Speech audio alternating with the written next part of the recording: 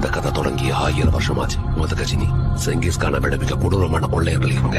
3 வருஷம் பல 100 வருஷமா யாராலும் எதிர்க்க முடியாம வளர்ந்தாங்க. கான்சாரோட காடை அவங்க தங்களுடைய கோட்டையா மாத்திக்கிட்டாங்க. கூட அரியாசனத்துக்காக பல்வேறு சூழ்ச்சிகள் நடந்துச்சு.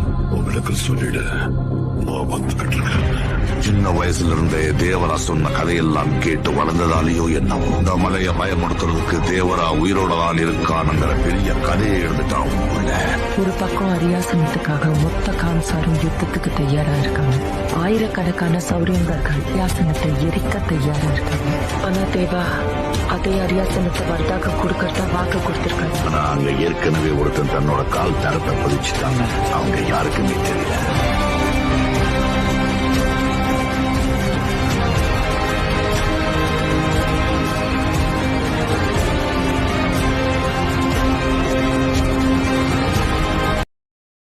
Download ShareChat.